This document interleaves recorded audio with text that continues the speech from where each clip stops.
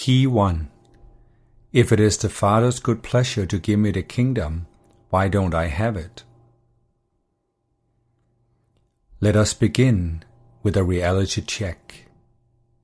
Let us look at the statement, "It is the Father's good pleasure to give you the kingdom." Although you may have heard that statement many times before, have you really spent the time and the attention to consider what it truly means? If you look at this statement, you will see that there really is only one meaning. It is the Father's good pleasure to give you the kingdom, and this must mean that God really wants you to have His kingdom. God really wants you to have the abundant life.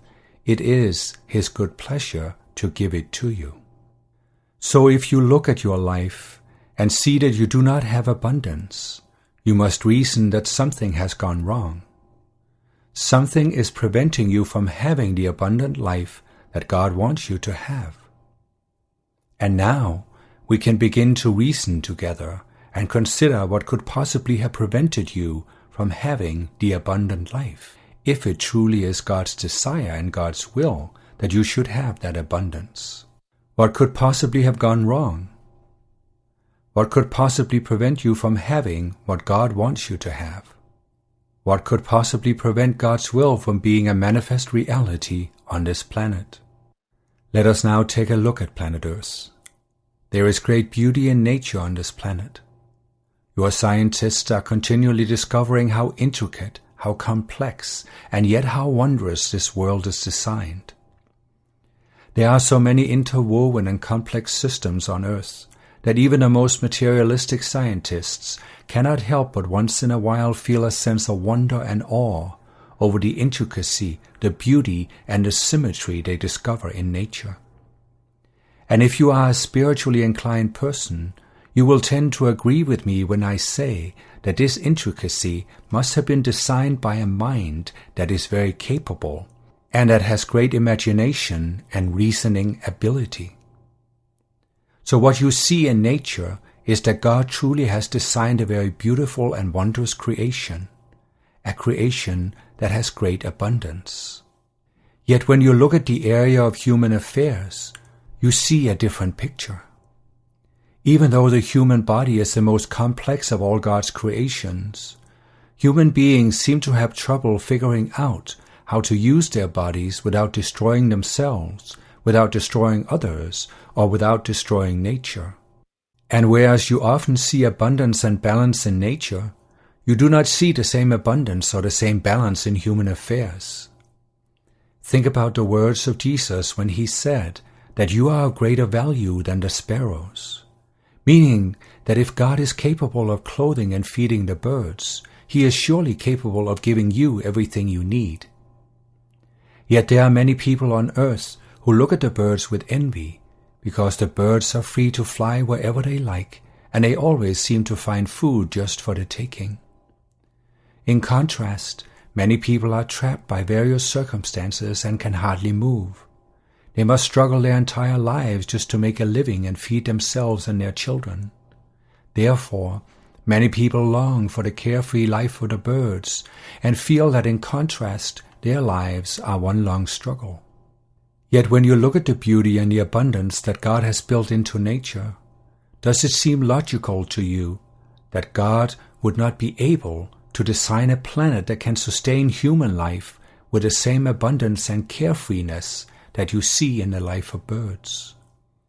Is there really any reason why God should not be able to design a planet that can give you the same freedom and the same carefree living as you see in the life of the many creatures that have far less intelligence and, as Jesus said, far less value than yourself?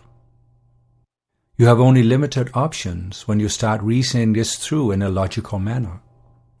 You cannot deny the reality that human beings do not have the abundant life. And when you consider the concept that it is the Father's good pleasure to give you the kingdom, you must say that if God wants human beings to have the abundant life, then something must have gone wrong, either on God's end or on your end. One option is to reason that apparently God was able to create a wonderful and intricate planet that is able to sustain a carefree and abundant life for the birds and other creatures with less intelligence than humans. Yet when it came to humans, God somehow was not able to engineer this planet so that it could sustain your life in the same abundance and freedom from care, lack, or suffering. So you can reason that God's ability to design must somehow be flawed, and when it came to human beings, he made a mistake. There are indeed many people who have reasoned this way. Some of them are religious people, and having been brought up to fear going to hell if they blaspheme God, they quickly push such thoughts aside. Others are willing to acknowledge the thoughts, and some have even used them as a reason to reject all religion or reject the concept of God. If you are inclined to think this way, I ask only one thing of you. The next time there is a clear night where you live, please go outside and look up into the night sky. Look up into the Milky Way and contemplate how many stars there are. You don't need to look up in a scientific book that tells you how many billions of stars scientists have calculated to be in existence. You just need to look with your eyes and see that there are more stars than you can count, and then ask yourself, if God was able to create a universe of such incredible vastness and complexity, does it seem logical that on this small planet that we call Earth, God was not able to provide an abundant and carefree life for the highest life form on this planet? My beloved heart, if you will contemplate this, I think you will realize the absolute truth that God is fully capable of designing planet Earth in such a way that every human being on this planet can enjoy an abundant and carefree life with the same freedom as that enjoyed by the birds.